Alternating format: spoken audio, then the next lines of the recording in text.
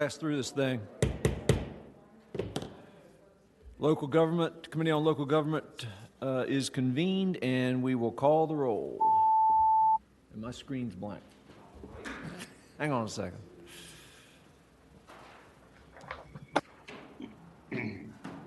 Oh, there we go. Beautiful.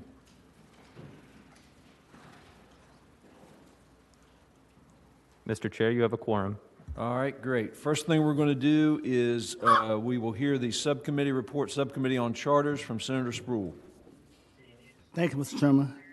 Mr. Chairman, the first bill is House Bill 1749, Delegate Blossom. It's for the town of, pronounce that word, Mr. Chairman. How you pronounce that word? Yep. That's a charter change reflecting the town shift. Shift in the election from May to November. Imagine that. Somebody ought to put a bill in for that. So it was moved by the committee to report fully. Little piece of Eastern Shore trivia, Senator Spruill. If you look at every Eastern Shoreman's birth certificate, you would think the town of Nassau-Wattocks is busting at the seams because that's where the hospital is, and so we're all born in Nassau-Wattocks. So it was moved by the committee to report to the full committee. All right.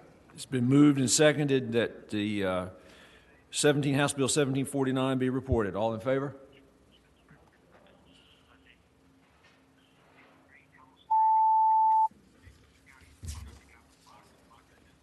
Ayes 13, noes 0. All right. What's next? Thank you, Mr. Chairman. House Bill 1783, Patriot Delegate Campbell. The town of Glasgow established a new charter for the town of Glasgow in Rockbridge County and repealed the current charter, which was created in 1892. It was fully vetted by the committee, and we recommend approval. All right. Is there a motion? So move. All right. It's been moved and seconded that 1783 be reported. All in favor? Ayes 13, noes 0. Mr. Chairman, the next one is House Bill 2904 by Delegate O'Quinn. It's for the charter of from the city of Bristol. Is to remove the old language in the charter. For example, one, Mr. Chairman, that one of them that had, in order to be on the town planning commission, you had to own land. So this is cleaning up the regulations of the laws of the old charter, and it was recommended by the full committee to report. So I so move. Is there a second? Second. It's been moved and seconded that House Bill 2995 be reported.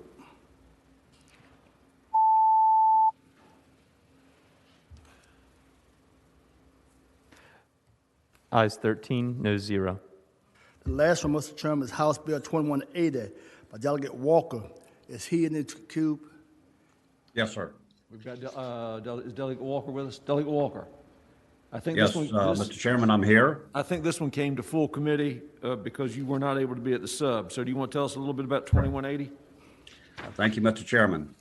House Bill 2180 comes at the request of the city of Lynchburg and provides that the salaries of the members of the Lynchburg City Council shall be determined in accordance with general law. I hope it'll be the will of this committee to move this along, Mr. Chairman. Mr. Chairman, the question was that raised by a member of the committee is that we looked up what is general law? What part of the code is that we were trying to find out about that one? Delegate Walker, have you got an answer Okay, for Senator Spruill? Senator Spruill. So the Charter of Lynchburg is rather old, and the salaries have not been updated. So going back to the charter, and I don't know exactly what year, it stated that the maximum amount of the salaries would be $2,400 a year. That was, I think, in the 70s, sir. I'm not exactly sure on the date. So what they want to do is just bring this, amend the charter to bring it up in compliance where whatever the general law is now, as far as pertaining to salaries, then it wouldn't be locked in at that $2,400 established back in the 70s. Mr. Chairman, the second question was that could we have an idea, according to the general law, according to that, could you say exactly would it be from $2,400 to you have an amount of, according to the general law, do you have the amount of what that would be? That's a Dave Barry question. Dave? Yeah, So, Mr. Chair, Dave Barry, DLS here. The code section that is going to guide Lynchburg's salaries from here on would be 15.2-1414.6. And unless I'm mistaken, I believe that Lynchburg being somewhere between 75,000 and 175,000 residents would have $23,000 annually for council members and $25,000 for the mayor. And that's according to that code section 15.2-1414.6. Mr. Chairman, the question was to Delegate Walker, was the members of the general public, were they at this meeting? Because you're going from 2,400 to 25,000 pretty much. So what was the feel from the community who was at the meeting? okay, so Mr. Chairman and Senator Sproul, currently the council members are compensated at $10,000 per year. And this is one of the lowest in the Commonwealth for our size of the city. So we're not asking to go from 2,400 to 25,000. So we just want to make sure that our charter is in compliance with general law. Currently, their salaries are $10,000 and have been that way for several years now. This is just a matter of making sure that they wouldn't be locked into the $2,400, which was in the original charter there. Thank you, Mr. Chairman. Mr. Chairman, Senator Bill?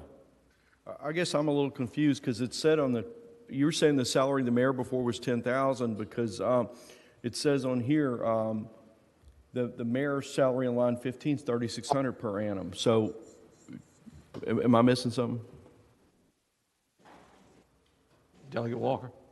I'm sorry. What was that, Senator? It was what? Can you repeat the question for him?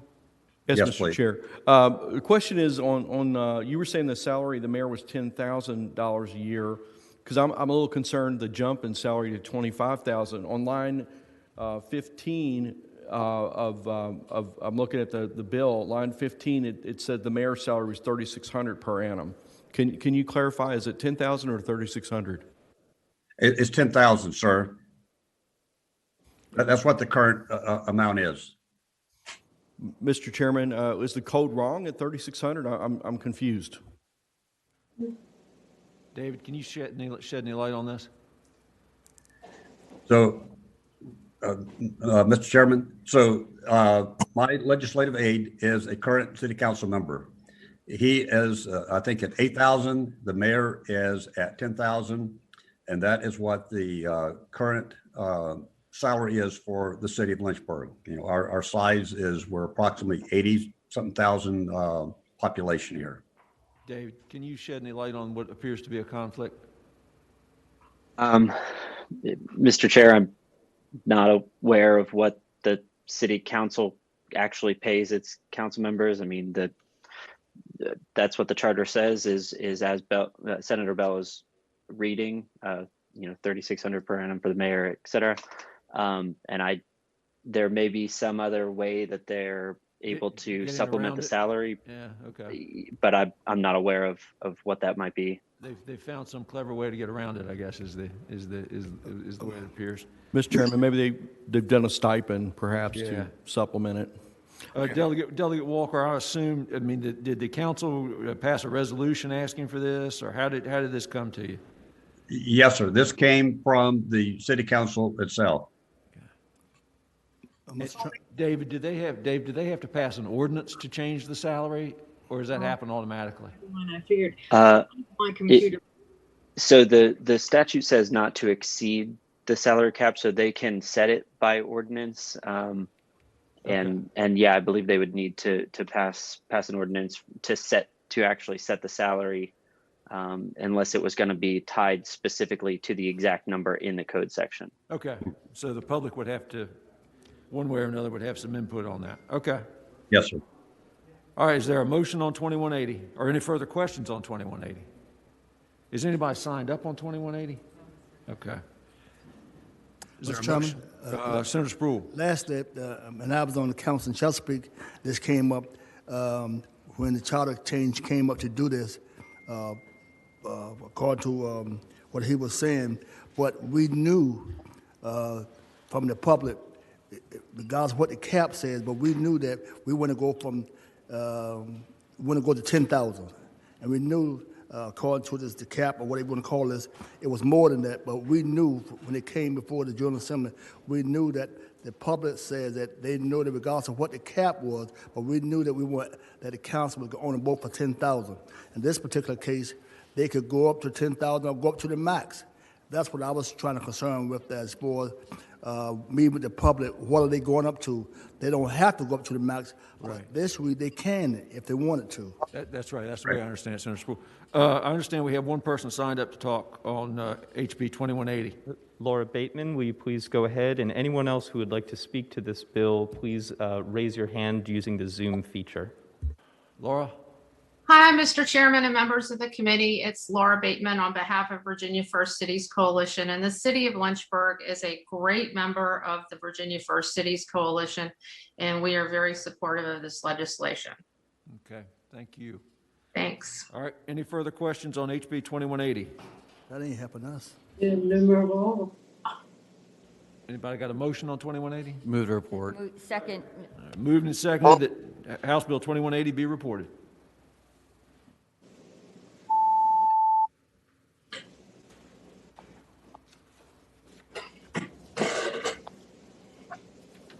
Ayes 13, no 0. All right, it's reported. That's all we have, Mr. Chairman. Thank you. All right. Mr. Chairman. Yep. Senator Wright. Chairman. Our delegate Wright, yeah.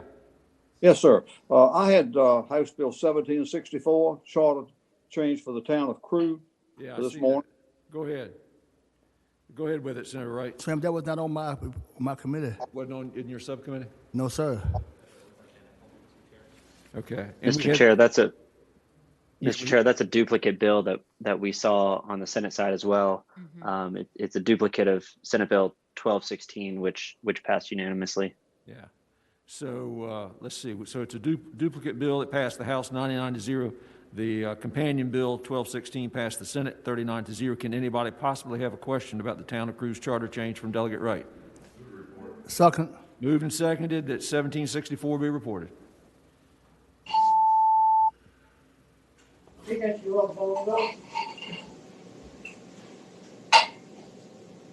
All right, Delegate Wright, she gone. Mr. Chair. Thank you, Mr. Chairman, and members of the committee. Mr. Chair. Uh-huh. Yep, Senator McPike. Thank you, Mr. Chair. Just a brief comment. Uh-huh. The number of sort of fundamental changes that we go through year in, year out across the charters has significant need of, at some point, review and consolidation of what sort of voting rights, authorities, and the rest of it that we should allow or should discuss or should have as a sort of a template framework, because as anybody who's served time in this committee knows that there are all sorts of framework that we have adopted and improved over time that is all over the board. And obviously some of the charters that haven't been addressed are also extraordinarily out of date and would justify some more thorough review versus the piecemeal approach we struggle with every year. Thank you, Mr. Chair. Mr. Chairman? Senator Sproul. Some of those are, let's just want to save time, but some of this is that what they're doing is outdating the old stuff, and they're giving you the new stuff, so some of us don't need to thorough investigate some of this stuff. Just the old charters from the 1800s, and they just bring it up to code. Right. So unless my friend just wanted to just talk about it and waste a lot of time. I think what Senator McPike's talking about there is the uniformity of the changes, because they're all doing something a little different here and there, and there may be some value in doing a comprehensive overlook and seeing what kind of uniform standards we want to adopt. All right, Senator Ferris. Delegate Ferris, are you there? Mm-hmm. Did we do his already? Yes, sir. Yes, sir. I'm here. Yeah. I guess I would take that compliment this morning, but I don't know if you'd want to do that to my senator. You've got 1858, Delegate Ferris. Tell us. Yeah. Yeah, that's an identical one. I mean, yeah, I was just laying low here. I didn't know what you would want to do, but Tommy So you all set are, the steps standard to you. you all are just moving from May to November? Is that it? Yes, sir, and I believe it's moving from 4 years to 2 years, Okay, all right. or 2 years to 4 years. Which one is it? I got it all. You know, Senator Spruill's got a bill over there, I think, today that does that for everybody, you know? Does it move it 2 to 4 though? No, don't do that, I'm afraid. My friend, this is friend Sproul. How we doing today? Hey, we doing, big money? All right. So this bill passed out of the House 99-0. It has an identical companion bill that we heard, Senate Bill 1152, which passed the Senate 39-0. Is there a motion on? Move the report, Mr. Chairman. Move the report. Second. Moved and seconded that House Bill 1858 be reported. Thank y'all. Ayes 14, no 0. All right, it's reported. Next up, we've got House Bill 2091 from Delegate Austin regarding Charter City of Covington.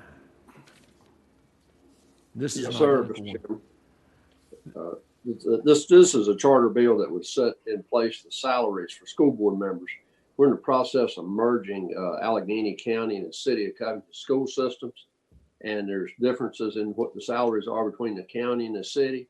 This would just set the rate for the city going forward to match the county. Senator Deeds had SB 1267, which passed your body unanimously. Thank you. That's right. So this is identical to Senate Bill 1267. It passed the House in a block vote 99-0. Passed the Senate, the companion 39-0. Is there a motion on 2091? Second. Moved and seconded that 2091 be reported. Ayes 14, no 0. Thank you, Mr. Chairman. All right, and thank you, members. Delegate Austin. All right, next up we're going to consider, I think that does the charter bills, and next up we're going to consider in the identical bills, Okay. we're going to consider House Bill 2042 from Delegate Guy. I believe that we need an amendment on that to conform it to Senator Marsden's bill. Is that correct, Delegate Guy? You're muted, Delegate Guy. Unmute. Yes, sir, that is correct. His bill, Senate Bill 1393, I would request that my bill be conformed to his. All right, have we got the amendment? Can somebody report the amendment? Dave, have you got it? Yeah, Mr. Chair, I just put it up on LIS. I think it's on its way if it's not already there. There are a number of line amendments, 4 of them specifically, and the first 3 are pretty quick. I could read them. The last one adds 2 fairly lengthy enactment clauses, and I think I'd encourage you to read that yourself because I don't think you want me just sitting here reading you a little children's book. Move to conform. Yeah, so this just conforms, all these line amendments conform to Senator Marsden's bill. Is that correct? Mr. Chair, that's Yes. correct. Yeah, and this bill, as you all will recall, was a Peace in the Valley bill in regards to the subject matter, right? And that was 1393. Yes, sir, Senate Bill 1393. All right, And do yeah, do I have a motion on the amendments? So move, Mr. Chairman. Moved and seconded that 2042 be amended. All in favor say aye. Aye. All right, unanimously amended, and now the amended bills before us. Mr. Chairman, move the report. Second. Okay, and again, now this bill is identical to, now in its present form especially, is identical to 1393, Senator Marsden's bill. Right, yes. There's been a motion, actually, let me let Delegate Guy, if you want to touch on this briefly, Delegate Guy. certainly, I'm happy to. Give us the 36,000. This bill and its, excuse me? Give us the 36,000 foot view. This bill is a permissive bill that allows localities to enact ordinances that have greater requirements for tree canopy replacement and retention in excess of the statutory minimums in 4 limited cases. Senator Marsden's amendments append a stakeholders group to meet during the next year, which will include members from the agricultural community, the building community, the environmental community, and city and county government to make recommendations as to the specific enactment, and therefore we have put a reenactment clause on it. The bill in its current Mr. Chairman, move the report. Okay. Let me just, Delegate in Guy. its current iteration is supported by the Builders Association, all of the agrarian organizations, including the Agribusiness Council, the Farm Bureau, and the Forestry Association, as well as all of the environmental associations and VML and VACO. You have been so persuasive that the support is overwhelming. Let me just check really quickly. Is there anybody signed up to speak? All right, let me just say this to the four who are signed up to speak. Is there anybody who's against this bill? Because I think I've got a sense for where it's going. If so, please raise your hand. Mr. Chair, Yes. Phil. this is Phil Abraham. Sorry to interrupt, but there appears to be one or two line amendments that were made to Senator Marsden's bill on the House side that I don't see in the amendments that were posted. So I just want to make sure that they are all being incorporated. David. Yes, sir. There were a couple of technical amendments that were made, and then there was one amendment to line 166 that removes the with regard to tree banks within non-attainment zones, that required that tree banks be located within non-attainment zones only when the locality in question was in a non-attainment zone. Mr. Chair, So I guess I would move that it be amended to conform to Senator Marsden's bill in its current state. Let's hear from council. Dave? Yeah, Mr. Chair, my intent with these line amendments was to conform to Senator Marsden's current bill in its most current form. I may have made a mistake on some, but Mr. Abraham may be referring to that there were a number of technical line amendments that changed the enactment clauses, and I just went ahead and made those in the new language. HB 2042, Delegate Guy's bill, didn't have this enactment at all, and so instead of putting in the old enactment and then also making changes to the enactment, I just updated it. So if I miss something, I'll certainly fix that, but that may be where the discrepancy is. Right. Mr. Chair, Phil? there were a few amendments made to the body of the bill that I don't think are shown yet, a few technical amendments. So that's just what I was pointing out. Okay. I'm sure I can work with Mr. Barry to make sure they're incorporated. Yeah, just make sure we don't leave anything out. Okay. All right, because it's got a little journey ahead of it, so we can certainly fix it if there is something missing. All right, and I see, does anybody, I see folks, familiar faces out there who I know support this bill. Peggy, does anybody feel the need to say anything? The train is leaving the station and it's going in the right direction, so. Thank you, Mr. Chairman. This is Peggy Sander. No need to say anything else beyond my support. Thank you very much. Okay, anybody else feel compelled to chime in? Speak now, forever hold your peace. Is there a motion on the bill? Move the report, Mr. Chairman. It's been moved and seconded that House Bill 2042 be reported as amended.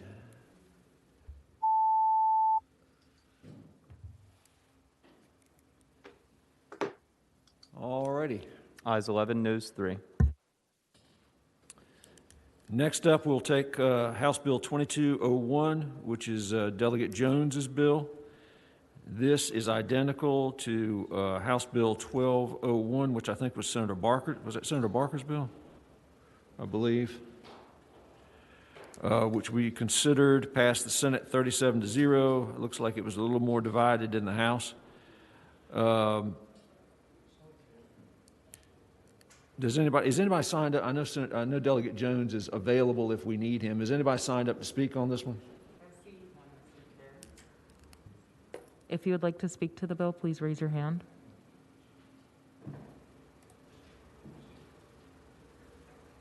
Mr. Chair, I only see Chip Dix. Chip? All right, let's hear from Chip. Chip, you there?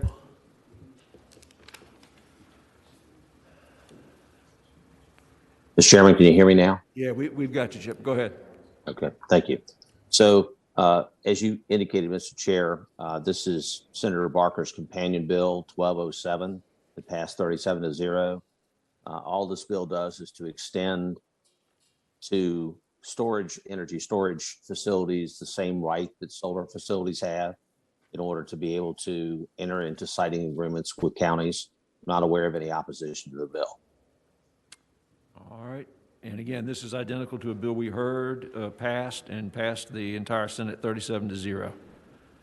Mr. Chairman, there are no move report. All right, we have a motion that House Bill moved and seconded that 2201 be reported.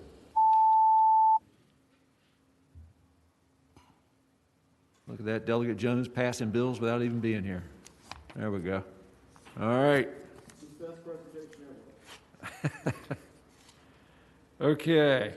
So just for the folks who may be tuning in who apparently don't have a whole lot to do if you're tuning into local government, what we've been doing is taking up charter bills which were heard in subcommittee and vetted there with whatever testimony or presentations.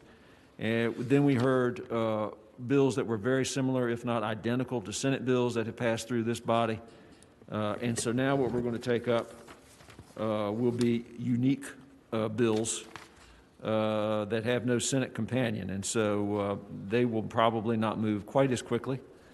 And I'm going to do something a little bit out of order from the docket with those. I've gone through and looked at the ones that passed in block vote unanimously, and so we'll hear those first, and then we'll go back through and get the ones that were a little less clear. And the lucky person who has the first block vote is Delegate Hodges at 2186. Delegate Hodges. Here he comes. Good morning. Good morning, Mr. Chairman. Good morning, Delegate Hodges. Let's hear about 2186. Thank you, Mr. Chairman. House Bill 2186 provides that first it comes to you from the Matthews County Board of Supervisors and provides that Matthews County Board of Supervisors may appoint one employee of the locality onto the Board of Directors for the EDA for the County of Matthews. Under current law, no locality's EDA director may be an affiliate or employee of the relevant locality, with certain exceptions for towns with a population of 3,500. And I hope it will be the pleasure of the committee to pass this fine piece of legislation. Are there any questions of Delegate Hodges for House Bill 2186? If no questions, Mr. Chairman, anybody in the queue? If not, I make a motion report. Yeah, do we have anybody signed up for this? If you would like to speak to the bill, please raise your hand. I see no hands, Mr. Chair. All right. Move report, then, Mr. Chairman. I'll second that motion. Moved and seconded that House Bill 2186 be reported.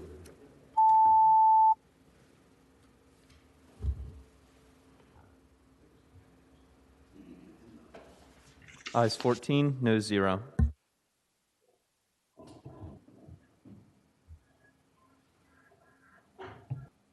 All right, and the next block vote is 2287. That would be Delegate Ware, who I saw, there he is. I see Delegate Ware. Delegate Ware. Good morning, Mr. Chairman. Tell us about 2287. Oh, thank you, Mr. Chairman. 2287 comes to you as a unanimous request of the Board of Supervisors of Powhatan County. It would reduce from 7 to 5 the number of members that may be appointed to the EDA and thereby reduces the quorum requirement to 3 members. Hope it's the pleasure of the committee to adopt this legislation. Pretty straightforward bill. Is anybody signed up on 2287? If you would like to speak to the bill, please raise your hand. I see no hands, Mr. Chair. I'll second that motion. Moved and seconded that House Bill 2287 be reported.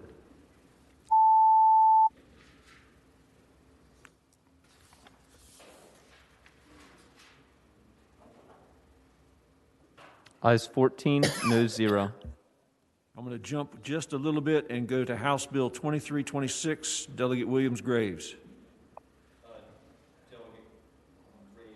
Good morning, Senator. Good morning. Good to see you. Good to see you too. It's great to see my Norfolk senators at work. Tell us about your fine bill. Thank you, sir. Mr. Chair, House Bill 2326 is a simple modification of code section that allows for localities by ordinance to regulate daycare centers with less than 9 children. For some reason, the charter, the code section rather, when it was written before you and I were even born, did not include incorporated cities in its language to allow for the regulation of daycare centers for less than 9 children. And so with all of the home daycare centers that we have, it doesn't mandate the regulation, but it allows cities to be on the same level playing field with regard to regulation as counties and towns. Okay. Is there, And I'm that the committee would report, please. Any questions of Delegate Williams-Graves? Question, Mr. Chairman. Yep, Senator Favola. Thank you, Delegate Graves, for this bill. I am very supportive of it. Just a quick question. My read of this is it would allow the local jurisdictions through ordinance to regulate such things as the drop-off, the pickup, ensuring safety for both the parents, the vehicles, and the children. And of course, building codes and those safety requirements would have to be met as well. Is that your understanding? That is my understanding, but my better, more practical understanding is that I know for us in Norfolk, we came across this when we were looking to be able to regulate home daycares, where home daycares usually will have 1 or 2 children. Excuse me, the parents are paying, but a lot of times they think the daycare is regulated or at least registered. You know, a lot of these aren't even registered. And then a kid ends up dead or severely injured. And then the parents are, you know, really beside themselves because there's no way to know who's supposed to be the responsible party. So in my opinion, it's not a goal to add more regulation, but to make sure that, you know, there are some basic things in place, like everybody knows CPR and that the house is childproofed, or, you know, that at least there is a registry of this home daycare where someone's child is being held and being cared for. Just a follow-up question. Senator Favola.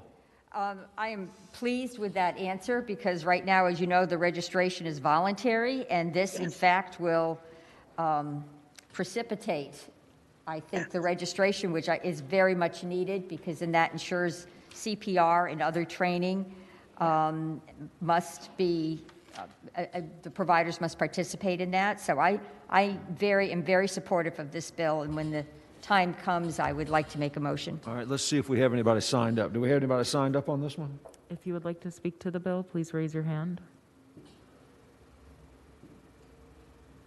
I see no hands, Mr. Chair. We do or do not? Nobody? Okay. Delegate, Mr. Chair, looks like I've got beginner's luck. Yeah. Maybe I'm not curious. Maybe I know the answer to this question. How did that get a 56-43 vote? If I'm not mistaken, it was straight down party lines. Yeah, weird. You guys do weird stuff over there. Okay. All right. Is there a motion on 2326? Mr. Chairman, I have I'm sorry. question. Senator Donovan, I'm sorry. Thank you. I'm just curious, is this a authority that is currently granted to anywhere other than Northern Virginia localities? Is this something that we're creating parity across the entire state of Virginia? Or are we just giving cities the same authority that Northern Virginia localities have? May I, Mr. Chair? Yes, go ahead. Go ahead, Delegate. Thank you. Again, in the charter, the language was of counties and towns. This simply adds cities to have that authority that has already been granted to counties and towns.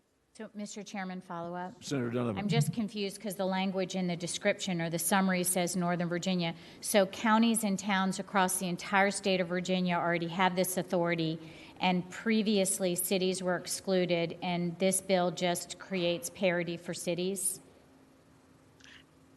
Senator, yes, that is my complete understanding. All right. Dave, is that, I mean, are we on the same page here? Mr. Chair, unless there's a separate code section that I'm not aware of, this only applies to urban county executive form of government and cities adjacent to that, which all of those are in Northern Virginia. Yeah. So that's the current law. And then, yes, Senator Donovan, this would then apply it to cities across the state. Mr. Chairman. Mr. Chairman. Senator Donovan. Perhaps that is the reason that there was dissent, because this is right. creating more confusion. And I think, I don't know what regulatory oversight and quality values that this extends to localities to ensure there's high quality beyond what is already from the Virginia Department of Health or other regulatory structures. But I suggest arbitrary regulatory structures that have disparity amongst Virginia is part of the problem, and it's a problem for me. So I'm going to have to at least abstain on this and maybe vote against it, because it just seems to be creating more pockets of confusion. Okay. Anybody else want to speak to this one? Mr. Chairman, Senator Reeves. Senator Reeves. Can you ask council if Albemarle falls into Northern Virginia? David. Mr. Chair, I don't believe Albemarle is in Northern Virginia, of course, but I'm struggling to remember whether they have the urban county executive form of government or the urban county manager form of government.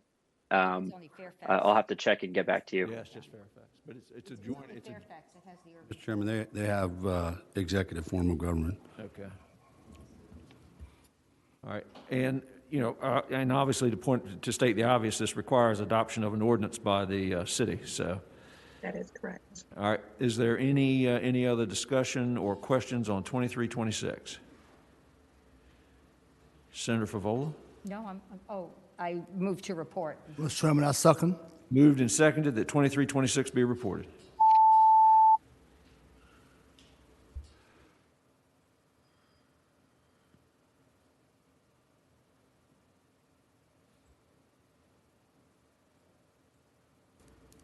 Ayes 6, noes 7, 1 abstention.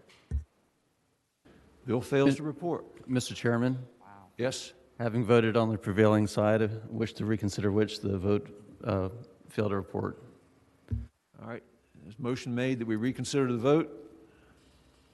I think that's recorded. Is there a second? Yeah. Second. Yeah.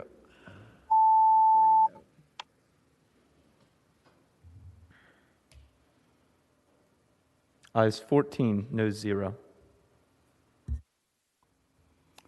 Does anybody want the bill to go by? Mr. Chairman, I'd like to move that the bill go by for the day. That's a good idea. All right, Delegate, we're going to take your bill by for the day and work some magic for you. So, thank you, sir. All right, thank you. All right. Next up is House Bill 2323. Delegate Edmonds.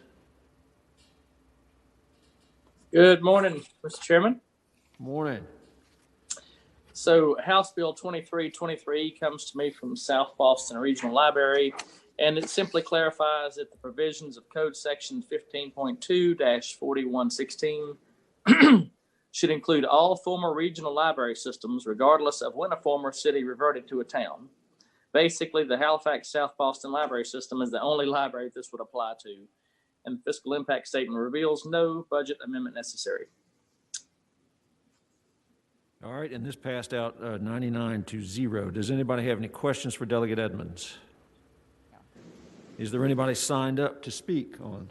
If you would like to speak to the bill, please raise your hand. There is, yeah, I'll find, yeah, no, yeah. I see no speakers, Mr. Chair. No speakers. And again, any questions for Delegate Edmonds? It's a pretty straightforward bill. Any questions? If there is a motion on 2323, unfortunately for Delegate Edmonds, Finance is taking a look, wants to take a look at this bill. So To report and refer.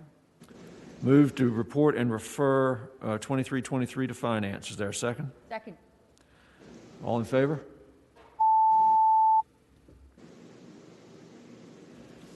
Ayes 14, no 0.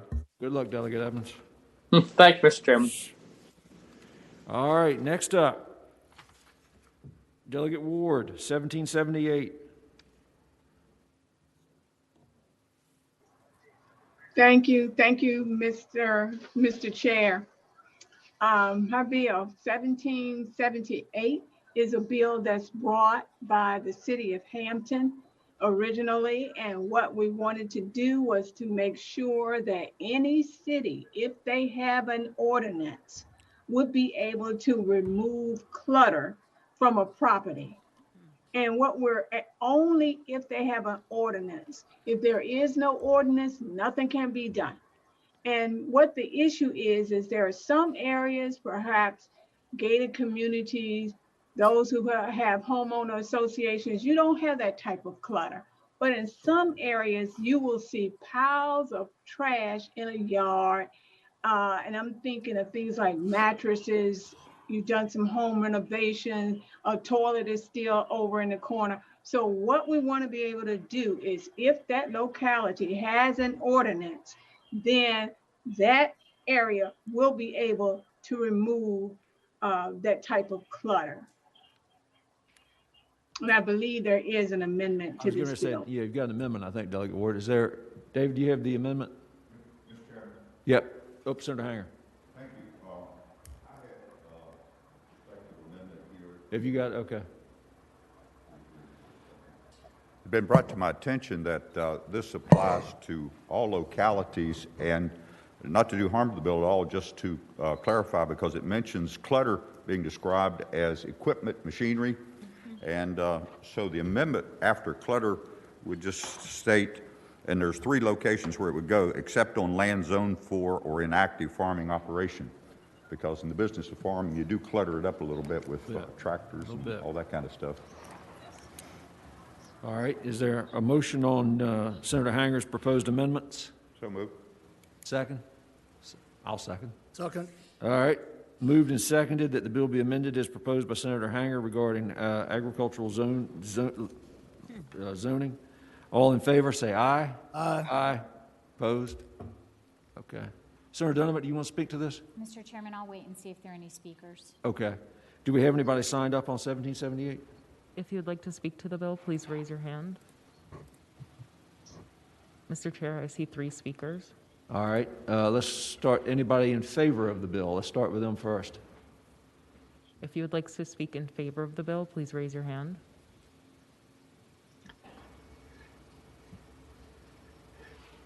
Bonnie Brown. Mr. Chairman.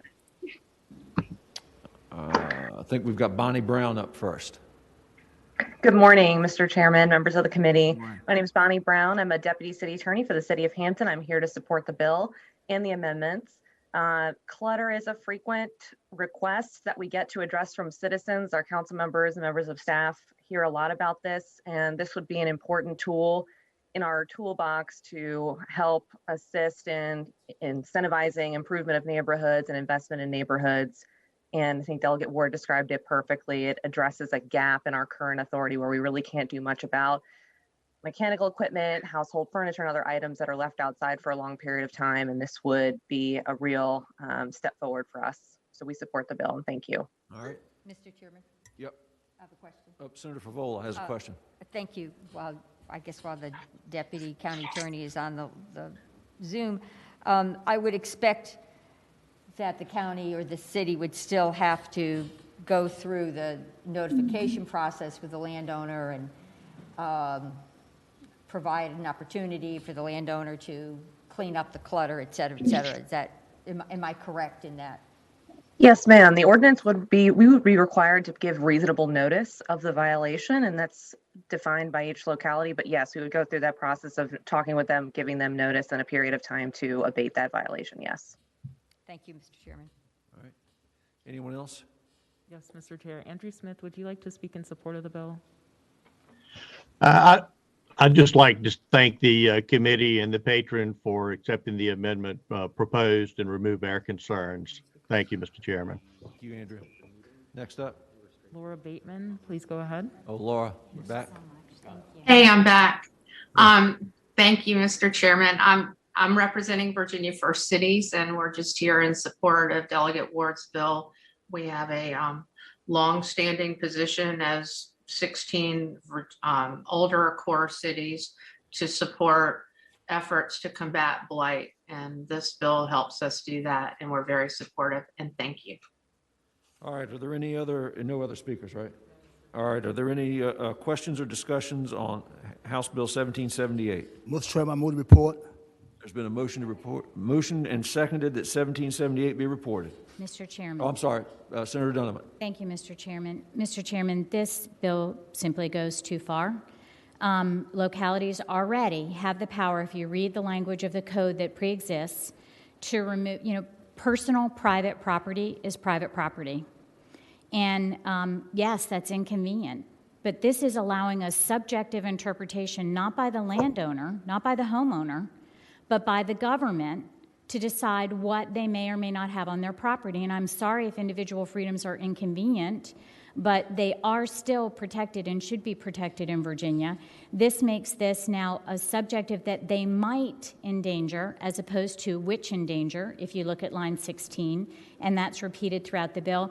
And clutter is a very, you already have litter, refuge, garbage, trash, and now clutter is a completely subjective piece of language. This is significant overreach. I'm sure it's convenient for the government to be able to say what they think should and shouldn't be in people's yards, but it is not in keeping with our principles of individual freedom, and I do not think we should support this bill.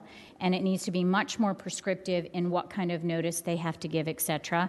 And I hope that this committee will not see fit to pass this bill. Thank you, Mr. Chairman. Mr. Chairman. Senator McPike. Was that McPike? That was me. Oh, I'm sorry. I'm sorry, Senator Reeves. Mr. Chairman, I appreciate what Senator Donovan said. I get the gist of this is that we're just going to slap an HOA agreement on everybody that lives in the city. And when you buy into a community and has a HOA, you agree to live in those. These are folks that have lived where they have. And as my dad said, one man's clutter is another man's treasure. And I couldn't agree more with Senator Donovan that I think this is going too far, and that's why I'm going to be throwing up a no vote. Senator Bell, did you have something to add? Senator Favola? I just want to comment. I do appreciate the concerns that my colleagues have just articulated, but I will say that this has to be done through an ordinance, and there is a very elaborate process for a local government to adopt an ordinance.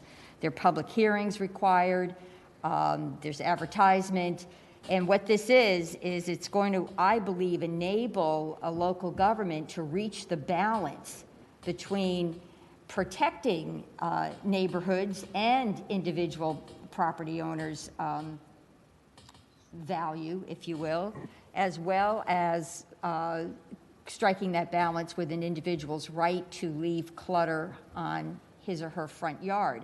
As with anything, we live in a community, we have some communal responsibilities, and we do have some individual rights. And this is leaving it to the local government to sort of reach that balance through, I think, a fairly elaborate public participation process.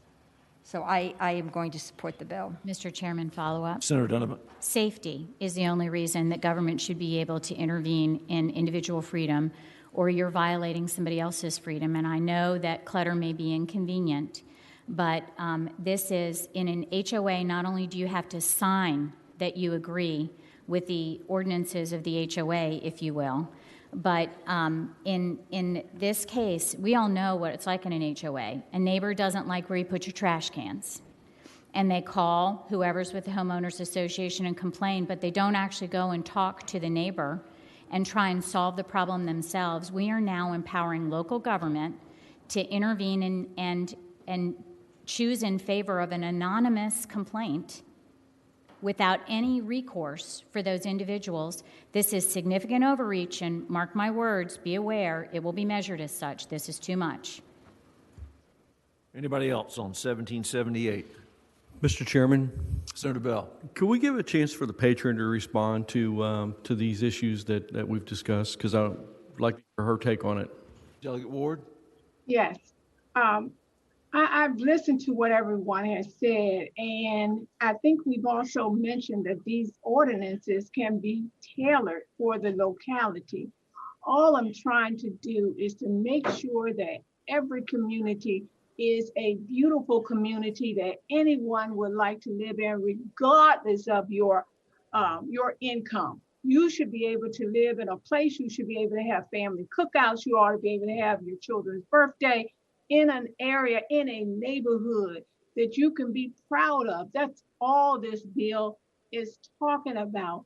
And that's what we've been asking for, is to give the locality an opportunity. And when they write their ordinance, they can put in it all of the requirements that we have discussed. That's all. Everyone is entitled to live in a place that they are proud of. If you have property and you want to sell your house, you really want to show it in the best light, and you would not like to bring your potential buyers in a neighborhood next door to a house with so much clutter. This is the only reason for the bill, is not to take anyone's freedom away, but just to make sure that every neighborhood is a beautiful neighborhood. That's my only purpose. And I think we could do that through the ordinances. And to be honest with you, at first the bill was just for Hampton. We could have carved it out for a certain district, but every time I do that, everybody else wants to jump on the bill. So I have to add in other localities. So this year, the city of Hampton said, well, we will just leave it open, and it's for anyone who has an ordinance. No ordinance can't do a thing. And so I'm asking that the committee would look favorably on this bill and keep every neighborhood beautiful. All right. Delegate Ward. Thank you, Mr. Chair. Thank you, Delegate Ward. Any other discussion on the bill? It's been moved that we... I second that, Mr. Chairman. All right, we have a substitute motion to the motion to pass by, and that is to report, and that has been seconded. So all in favor? This is the motion to report with amendments. Right, report with amendments. Ayes 8, noes 6. Okay, bill's reported, Delegate Ward. Thank you. Thank you, Mr. Chair and members of the committee. Next up, we've got House Bill 1898, Delegate Rome. Mr. Chairman, can you hear me okay? Hey. Thank you, Mr. Chairman. Mr. Chairman, and to the members of the committee, HB 1898 authorizes an elected town council member or elected town council members and town mayors to be appointed to serve on the Board of Zoning Appeals in the county in which the elected official resides. The bill addresses a constituent service issue from my district that's also represented by Senator Bell by the request of the town of Haymarket, and provides further clarity on this issue in that code. I hope I'll be the will of the committee to act favorably upon it. Thank you so much. Mr. Chairman? Senator Sproul. Did I heard, did she say that the members have to live in the area where they live? Did I miss something? Mr. Chairman? Yes, Delegate Rome. Thank you, Mr. Chairman. Mr. Chairman, I would tell a senator that, yes, what the bill does is it says that if you live in a town that is within a larger county, as all towns are, that if a member, if someone from the county wants to appoint you to serve as an appointed member of the county Board of Zoning Appeals, as for you as a town council member or a town elected official, you can do that. And the reason for that would be that there's not a conflict of interest between the town's position. These towns have their own BZAs versus the county. And frankly, we have a lot of localities throughout the Commonwealth right now where they have very inactive BZAs, where you'll have 5+ years between a BZA case. And so even if there was an issue somehow, some way related to a town in terms of the BZA appeal, that town council member or town mayor could simply recuse themselves. Thank you so much. All right.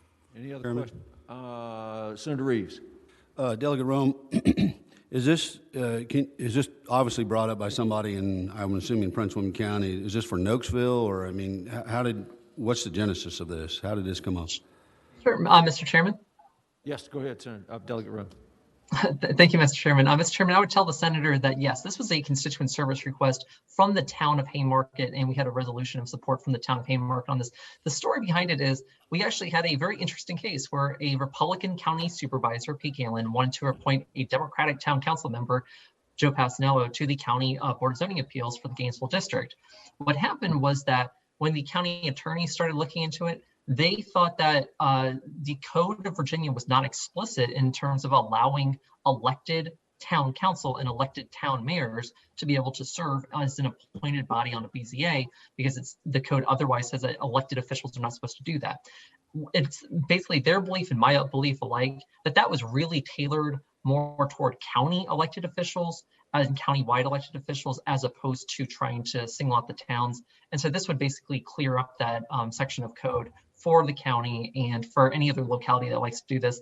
And the other thing just to note on the bill is that this is completely permissive for localities. It does not require any locality to have to appoint a town council member or a town mayor to a BZA. They can simply do it if they so choose. Thank you, Delegate. I appreciate the backstory. That makes a lot of sense to me now. Thank you, Mr. Chairman. Yes, sir. Anybody else for Delegate? Any other questions? Do we have anybody signed up on this? If you would like to speak to the bill, please raise your hand. I see 2 speakers, Mr. Chairman. All right, let's have Adam. Second, Mr. Chairman. We've got 2 speakers here. Yeah. Michelle Gowdy, please go ahead. Morning, Mr. Chairman. We thank Delegate Rome for bringing this legislation. I'm with the Virginia Municipal League, and we support the bill. Thank you. Thank you. Joseph Passanello, please go ahead. Good morning. Good morning, Mr. Chair and members of the committee, and thank you, Delegate Rome, for being the patron of this bill. I rise in support of 1898. I think Delegate Rome covered everything. I just wanted to let the committee know that the bill did pass the House 96-4. It has very strong support by the town council, as well as Gainesville District Supervisor Peter Canlin, the BZA chair in Prince William County, and the mayor of Haymarket. Thank you, sir. I'm sorry, Mr. Passanello, I didn't pick. Who do you represent? I represent the town of Haymarket. Okay, sorry, I didn't catch it. Is that it for the speakers? Been moved and seconded that House Bill 1898 be reported.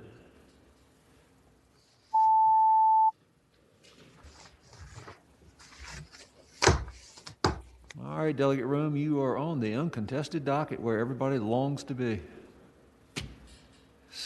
Thank you. Thank you very much, Mr. Chairman, to the members of the committee. Next up, we have House Bill 1919, Delegate Corey. Yeah. No, I don't. She did not leave it. Hello? She didn't leave me the property. Hang on a minute. What's going on? She must have not entered it before she left. I don't have it. All right, guys. House Bill 1919. Go ahead, Delegate Corey. Thank you. House Bill 1919 allows localities to, by ordinance,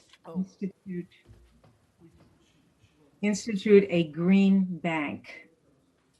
A green bank, while there is no single green bank model nationally, there are several examples in cities across the nation, as well as a couple of states. A green bank is generally defined as an institution that leverages limited public dollars to attract additional private investment in clean energy or other green investments, such as energy efficiency upgrades, renewable energy, or green infrastructure projects. A green bank can support projects in multiple targeted sectors, such as commercial property and business owners, residential homeowners, nonprofits, rental property owners, institutions, authorities, and government agencies. Basically, it is an entity that is mission-driven and uses innovative, we hope, financing to accelerate the transition to clean energy on a local basis. Fairfax County has asked me to carry this bill, and I believe there are a few people who wanted to speak to it. Thank you, Mr. Chair. All right, thank you, Delegate Corey. First off, are there any questions before we go to the public comment for Delegate Corey? All right, who do we have signed up to speak? I see 3 speakers, Mr. Chair. All right, let's have at it. Rachel Smucker, please go ahead. Hi, Mr. Chairman, can you hear me? Yes, we've got you. Go ahead. Great. Well, Mr. Chairman, members of the committee, my name is Rachel Smucker, and I represent the Chesapeake Solar and Storage Association, formerly known as MDBCA. We support House Bill 1919, and we thank Delegate Corey for carrying this important piece of legislation. Right now, Congress is considering a national green bank bill that would fund state and local green banks. So enacting this bill would allow Virginia's communities to benefit from that federal funding. Green banks represent an important financing tool to increase access to solar to low income and other underrepresented communities. Overall, this bill would help to accelerate the deployment of solar and other clean energy technologies across our communities and support the Commonwealth's goal to reach our clean energy targets. So we hope it is the will of this body to report House Bill 1919 this morning. Thank you. Thank you. Next up. Chris Sigler, please go ahead. Mr. Chairman, members of the committee, Chris Sigler with Fairfax County. And first of all, I want to thank Delegate Corey for carrying this bill for Fairfax County. It is a Fairfax County initiative, and it's one we're really excited to bring to the committee today. Green banks are, I would say they're sort of an avant-garde, the cutting edge in green technology and the funding of green technology. And first of all, I'll tell you what a green bank isn't. It's not a bank in the traditional sense of the word, in that a citizen's not going to be able to go to the green bank and open up a green savings account. What it is it's more akin to a public-private partnership, where local government works with investors and lenders and developers to get at the financing ability so that these clean energy technologies can be financed, often at more favorable terms or better interest rates than conventional lending out in the community. So as a result of that, more folks that would not otherwise qualify in a traditional sense will be able to qualify for these loans through a green bank. And these investments will strengthen the economy. They'll create jobs, reduce carbon pollution, and achieve greenhouse gas reduction goals. This bill is optional local authority. To do it, you'd have to adopt an ordinance. So if you don't want to do it, you don't adopt an ordinance.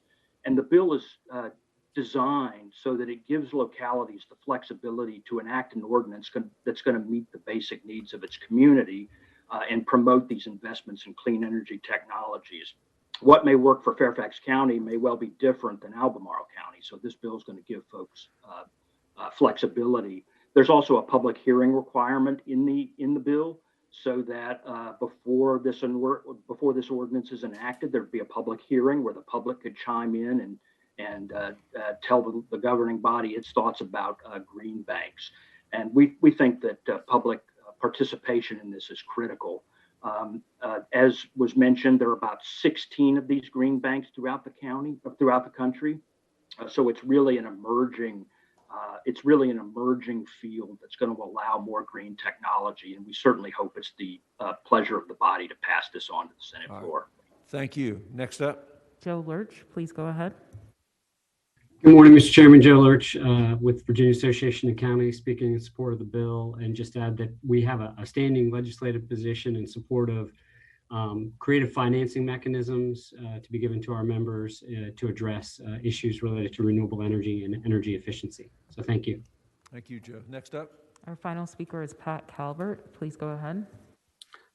Morning, Mr. Chair. Pat Calvert, Virginia Conservation Network. Green banks are important financing mechanisms to create jobs in low and moderate income communities that otherwise might not receive financing. Also boost clean energy and energy efficiency. For these reasons and others that you just heard, we hope that you will pass this bill. Thank you. Thank you. All right, that completes the public comment. Are there any other questions or observations about House Bill 1919? Mr. Chairman. Senator Donovan. Well, you can go ahead, Senator McPike. Thank you, Mr. Chairman. Was there a substitute? Mr. Chairman, I was about to mention that after the committee questions. So now I will say that I failed to ask you to adopt the substitute. Would you? There was one. Okay, go ahead. What's the substitute do? The substitute adds some consumer protections to the loan mechanism. That's all. Who has the substitute? Does Legislative Services have? Mr. Chair. Yes, Dave? Dave Barry, yeah, the substitute is online. The only new language is in B5. It's just lines 28 and 29. Moved and seconded, we adopt the substitute. All in favor say aye. Aye. Opposed? All right, substitute's in front of us. Thank you. Mr. Chairman. Senator Donovan. I have a couple of questions. Sure, go ahead. Could the delegate or one of the speakers give me an idea of how what an example of one of these investments would look like and how it fits together overall with SCC oversight for energy, et cetera? Delegate Corey, can you answer that question, or do you want to phone a friend? I can. I will ask.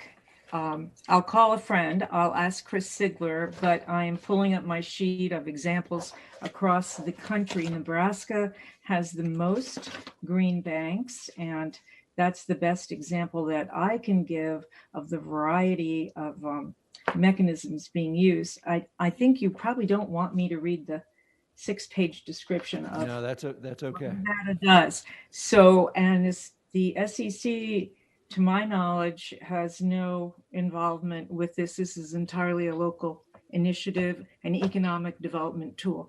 But let me ask Chris Sigler if he has anything to add. Mr. Sigler? Mr. Chairman, Senator Donovan, Delegate Corey is right. The SEC wouldn't have any involvement in this realm. This, as I mentioned in my remarks, it's really a public-private partnership where the locality, and oftentimes there are the locality will put up some public funds. So an example might be that a locality might guarantee a certain amount of loans that are made through a green bank, so that there's some protection for the lending entity in the event that payments aren't made, so that they know they're going to recover a certain amount of that investment, and that can be an example of what would lower the interest rate or the term or make the loan more favorable. So it's really local governments working with commercial lenders and working with investors to bring a product together that's a better product than you can get in a conventional loan. Mr. Chair, may I add one more thing, please? Sure, Delegate Corey, go ahead. Thank you. In the language of the bill, it allows a locality to determine completely the structure of the green bank. And it's particularly important to note that it could be a public entity, it could be a nonprofit entity, and private lenders will be offered the opportunity to participate. So it is truly a mix of partners and funding mechanisms, all geared towards drawing and establishing clean energy and energy efficient business in a locality, especially if you are a locality that doesn't have the land for a huge solar installation, let's say. If you are as densely populated as Fairfax County, this is one way to participate in the growing green economy. Thank you, Mr. Chair. Mr. Chairman, Thank follow-up you. Senator question. Donovan, go ahead. Yes, Mr. Chairman, my question is, when we look at economic development mechanisms around the state, we have learned through the School of Hard Knocks that we need to have checks and balances in place where tax dollars are being used for these initiatives. I don't see a lot of checks and balances for the tax dollars or transparency built into the language of this bill. I understand there's an ordinance that will be developed, but we have standard checks and balances in other economic development entities across the state. How will we put some of those into place for this? Mr. Chairman, may I, before Yes. I call on my friend? Thank you. Line 28 is specifically devoted to consumer protection standards for investments, quote, to ensure that the Green Bank and its partners are lending in a transparent and responsible manner that is in the financial interests of the borrowers. That is taken directly from the Nevada law, and they have specifically emphasized that particular aspect as a very important way to design a transparent, consumer-friendly institution. And I turn the floor over to Chris Sigler. Mr. Ziegler. Mr. Chairman, Senator Donovan, the only thing I would add to that is I think there's a couple of checks and balances in the bill itself. One is the requirement of a public hearing. We want the public process to be a part of this before the ordinance is adopted, so that if there are concerns like that in the community, that those can be addressed and dealt with in the ordinance. That's a really critical part, I think, of this bill. Mm-hmm. Secondly, the bill itself is optional local authority, so there's no requirement that any locality do this at all. If they decide they don't want to do that, or if they decide they do want to do it and not use public funds, they can certainly do it that way as well. Mm-hmm. So it's optional local authority. And I only represent Fairfax County, so I can tell you that Fairfax County is a good steward of its local tax dollars. And we're not going to do this in a way that puts those at risk. We're going to take good care, as we always do, of our public funds. Mr. Chairman, Senator Donovan. I'm sorry, I have two follow-ups. One is that everybody starts with the best interests, but I think that we need to have some language here that that the guidelines for the ordinances need to include the best practices we have for other economic development entities across the state. And my final question/comment would be, this does not clarify that the investment will be in the locality, even though locality tax dollars would be spent on it, potentially. Delegate Corey, do you have a response to that observation?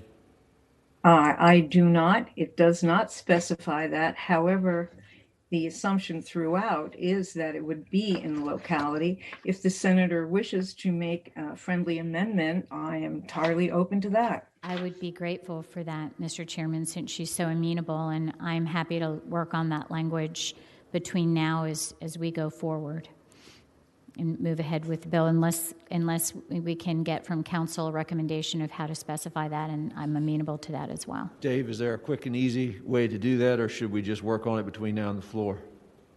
Well, Mr. Chair, before I suggest any specific language, I do want to point out on line 17, it allows the locality to establish a green bank to promote the investment in clean technologies in its locality. That's true.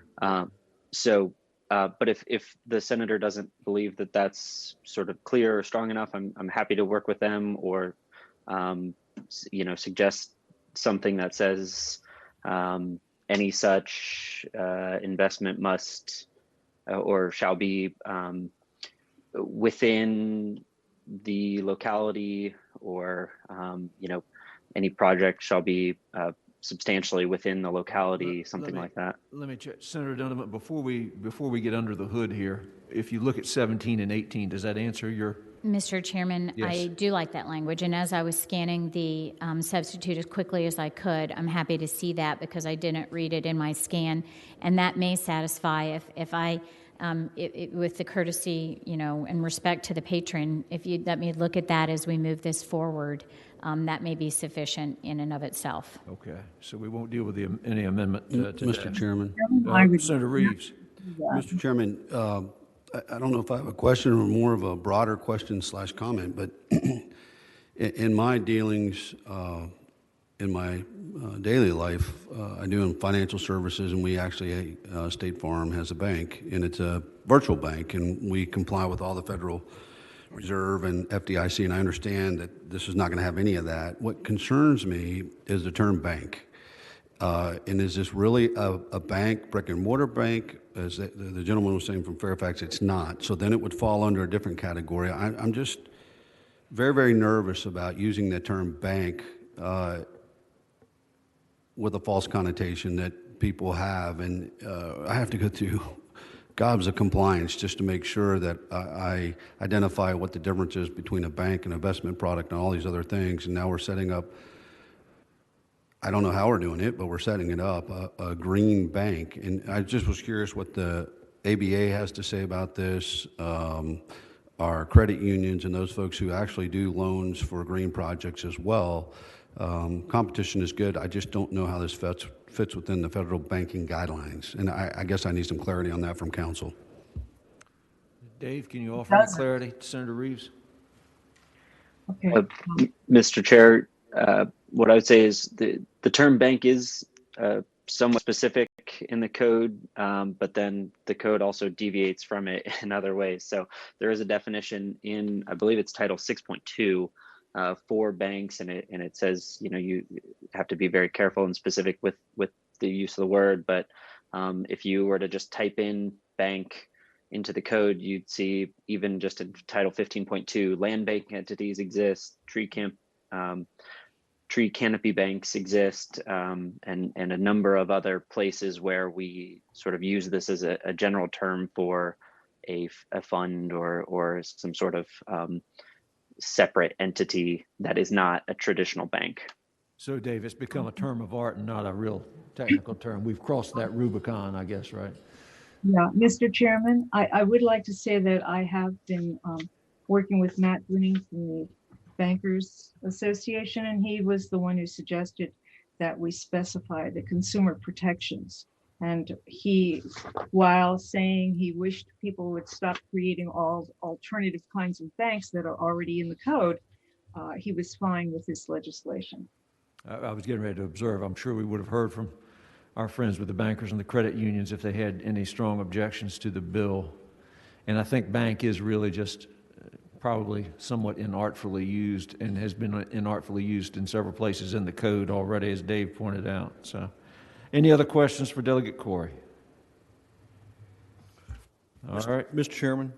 Senator Bell. Not to make this more complicated, but for council, would we be better off to call it like financial instrument?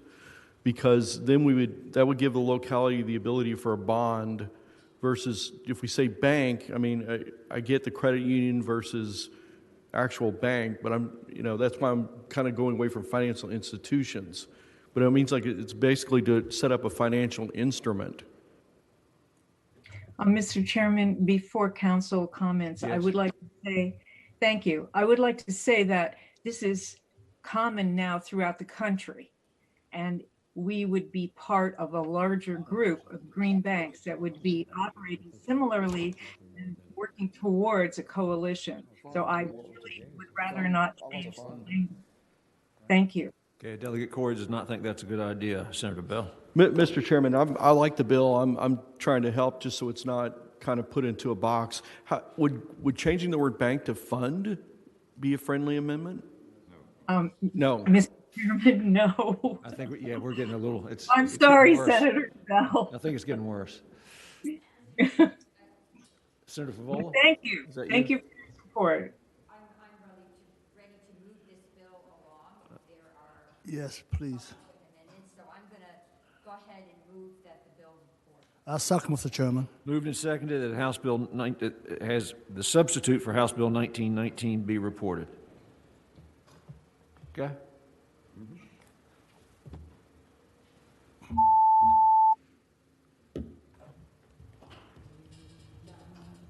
Ayes 8, noes 5. Okay, bill reports. Thank you, Mr. Chairman and members of the committee. Let's see. We've got a couple of, there's one here that didn't apparently pass in a block, but it passed out 98-0, and that's House Bill 2257, Delegate Bloxham. Delegate Bloxham, are you with us? Yes, sir, Mr. Chairman, I'm here. All right, have at it. Tell us what 2257 does. The Hampton Roads Sanitation District brought this to me. The court in November added Northampton and Accomack County by way of a court order to the Hampton Roads Sanitation District. So this first thing this does is bring into line the code with the court order, adding our two counties into the Hampton Roads Sanitation District. It also goes on and kind of updates and aligns things through the whole section. You'll see that the first thing it does after it adds Accomack and Northampton is it changes the commissioners that represent the districts. It adds Accomack County and Northampton, along with like-minded or situated counties, Middlesex, King and Queen County. Norfolk still has a representative, Virginia Beach, Portsmouth. It does add Williamsburg, James City, and Newport News in one commissioner. So that's one thing it does, or another thing that this bill does. It also updates it or modernizes it, Mr. Chairman. On the second page, it adds storage tanks, and it also acknowledges that nitrogen removal is one of the main things the Hampton Roads Sanitation District does now. It just doesn't just treat effluent. If moving on through the bill, if you go down to like line 101, it adds associated water systems, because in some of these smaller systems that the Hampton Roads Sanitation District is taking over the sewer, they're so intertwined with water, with associated water. It's just cheaper for Hampton Roads Sanitation to do them both than to try to separate it out. And that's pretty much, you can see that through the whole bill where they changed water, associated water supplies. If you go down to page 4, lines 207 through 216, this does not add any more condemnation powers, but what it does do is allow the Hampton Roads Sanitation District in an ag forestry district to be able to purchase land from a willing buyer in case that they needed to expand for DEQ requirements. And then it also goes down, the last thing that the bill does is it actually puts into code what practice is in lines 283 through about 287. They right now help subsidize low income with their utilities, but it's nowhere in code that actually gives them permission to do it. So this actually puts it in code to what their practice actually is. And with that, Mr. Chairman, that's a 30,000-foot view. I'll answer any questions, and I think Ted Hennefin's here from the Hampton Roads Sanitation District if there are any other problems. All right, are there any questions for Delegate Bloxham? All right, Ted, are you on? Yes, sir. You want to chime in and just... I'm just... yeah, go ahead. Yes, Mr. Chairman. Just appreciate Delegate Bloxham's support. This has been a long road to get the Eastern Shore working, and this really just cleans up a lot of things in the Enabling Act, and I think Delegate Bloxham covered it very well. All right. Any questions for Hampton Roads Sanitation or for Delegate Bloxham? Move the report, Mr. Chairman. It's been moved and seconded that House Bill 2257 be reported.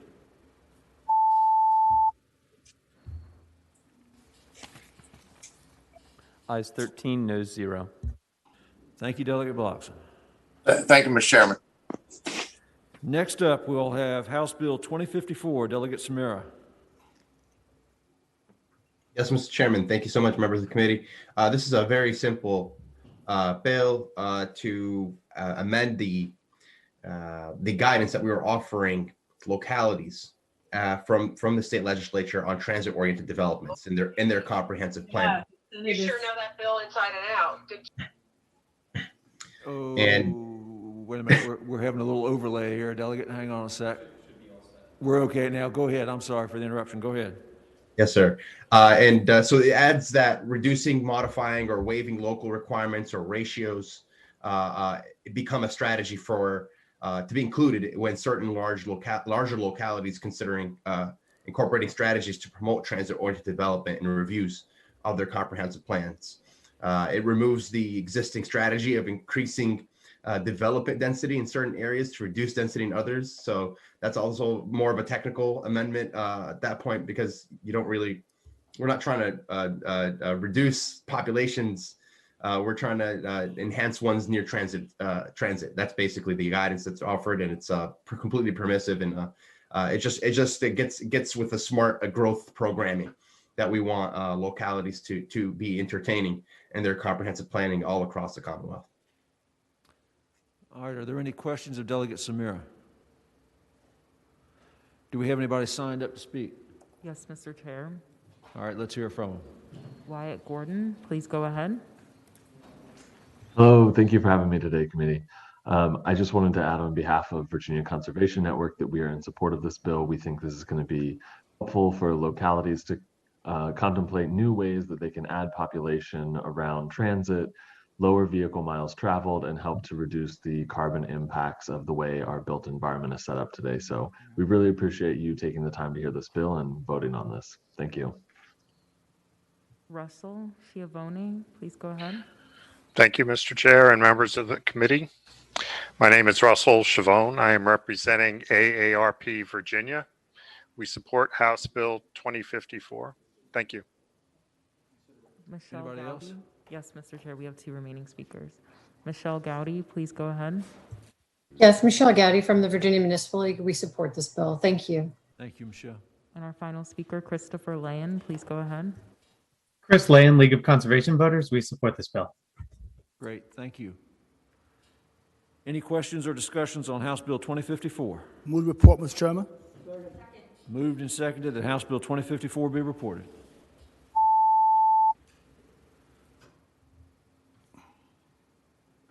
Ayes 7, no 6.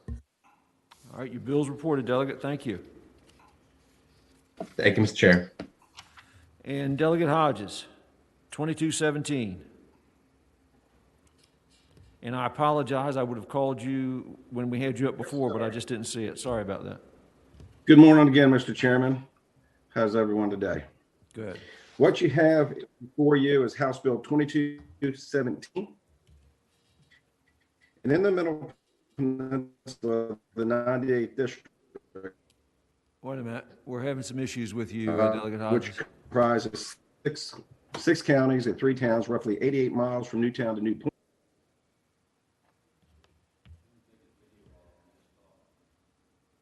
Hey, Delegate Hodges, we've got to, you've got to do something on your end. We're having trouble with your feed.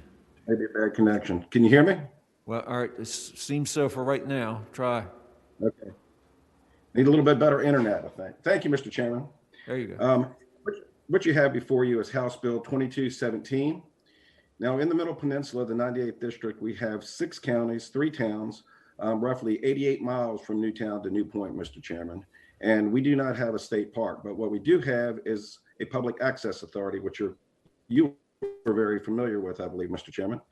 And public access authorities are created by statute to accept waterfront land for use by the public. Now, specifically, the Chesapeake Bay Public Access Authority is composed of the local governments in the Middle Peninsula. It recognizes that shorelines are high priority natural areas that are critical to set aside for public access for all types of recreational activities. So the boating, the hiking, the kayaking, and the fishing, these are economic drivers in our region, Mr. Chairman. And so basically what we're trying to do is with a access authority that manages 1,000 miles of shoreline and numerous properties, we're trying to stitch together a state park as an economic driver in the region.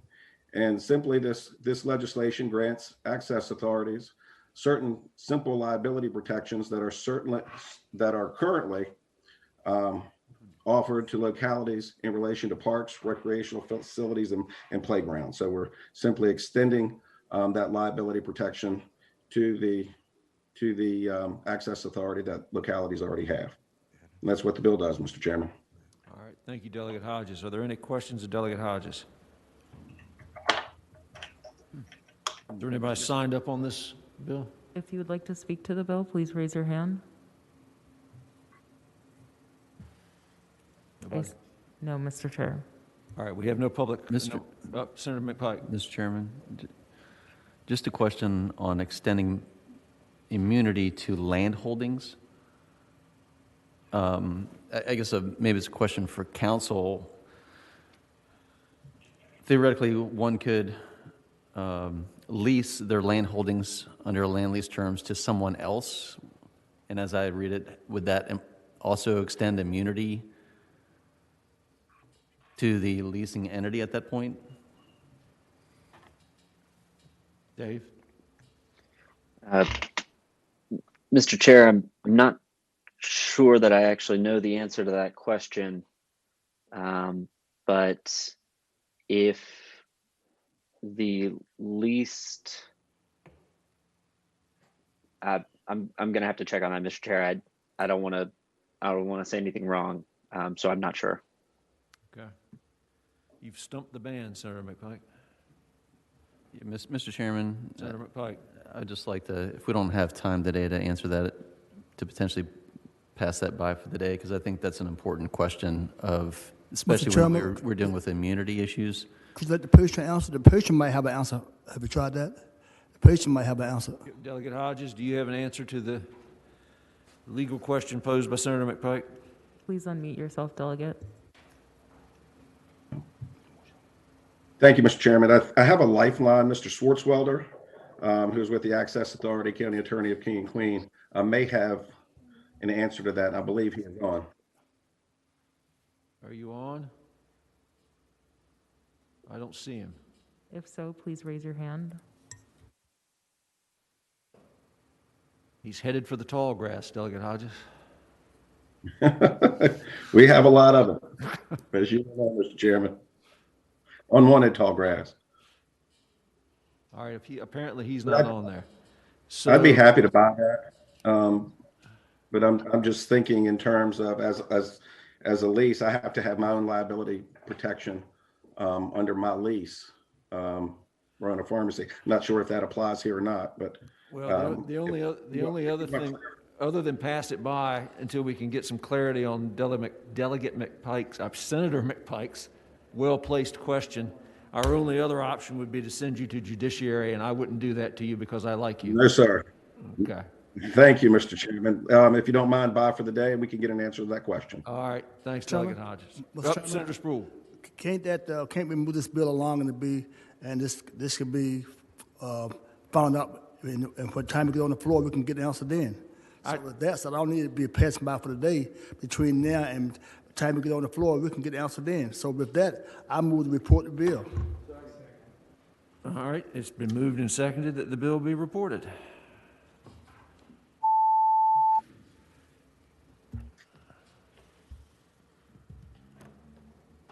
It's 11, noes 1, 1 abstention. All right, we'll get you straight, Delegate Hodges. Thank you, Mr. Chairman, and we'll work on an answer. Thank you. Yep, thank you. I believe that completes our docket. Am I correct? Do we have anything else? All right, anybody else got anything? All right, we're done for the day. Committee's adjourned.